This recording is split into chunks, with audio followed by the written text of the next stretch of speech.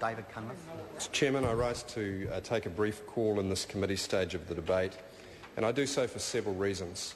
Sir, the first reason I do it is because my constituents in New Lynn, many of them, are among the thousands of New Zealanders whose life savings have been stolen from them by shonky finance companies.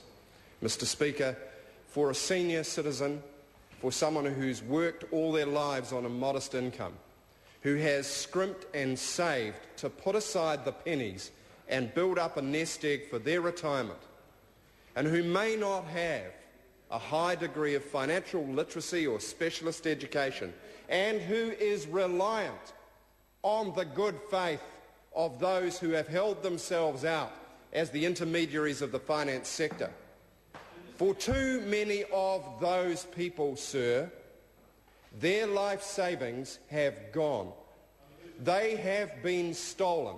And if the member opposite disagrees with this analysis, then he should say so, otherwise he should listen.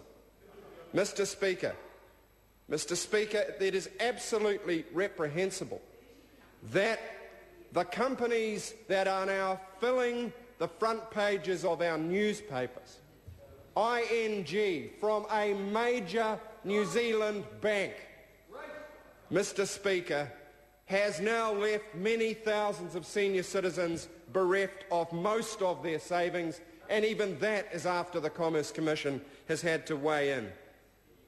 Mark Hotchin, Mr. Speaker, the poster boy of irresponsible greed, is building a palace on Paratide Drive. Well, I say building.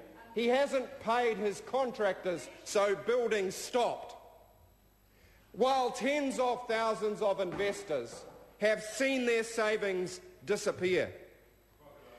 Mr. Speaker, these are not crocodile tears. Mr. Speaker, I grew up in a family that didn't have money to spare, that could not have saved the way these people saved, and I know what it's like to go without. Mr. Speaker, and a lot of my constituents are going without because of the greed and the profligacy, the venality of these people. Now, Mr. Speaker, it is fair cop to recognise two things. Firstly, that there is now a bipartisan effort underway in this Parliament, which this bill represents, to clean this mess up once and for all. And I commend the government for carrying forward the work that the Honourable Leanne Dalzell and the previous Cabinet commenced. Now, in the best of all worlds, I believe it's fair to say that in hindsight we could have moved somewhat quicker on some of these matters, but some of these issues were masked by the property bubble that existed in New Zealand, as it did worldwide. In hindsight's always 2020.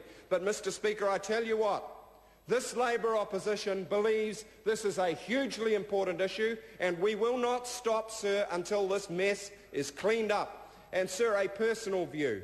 I look forward to the day when it is impossible for a financial advisor to receive a fee from a company for a financial product that they are advising on. They should be fee for service in the same way as a doctor or an accountant. They should not be disguised salespeople for wholesale finance companies or the purveyors of financial products. And if, sir, they are, then they must be held to the highest standards of transparency so that their obligations are transparent.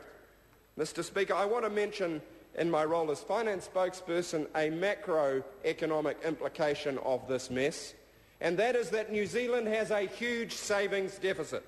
It is killing us. It is the primary reason that our current account is bleeding red, and it cannot be solved until we get savings rate up. And New Zealanders say, what can we save in and with? We can't, they say, put it on the stock exchange because we don't understand stocks, some of them. We are told we shouldn't put it in real estate, and for good reason. And we put it in finance companies, and they burned us. They burned us. They stole our savings. And, Mr. Speaker, this bill is essential from a macroeconomic point of view as well as a fairness and ethics point of view. We need to get savings up. We need to have high standards of integrity and transparency for the good of the investor and the good of the country. Thank you. I call Ross Robertson. Thank you, Mr Chairman. Kia ora tātou, no reira te wharai, inga iwi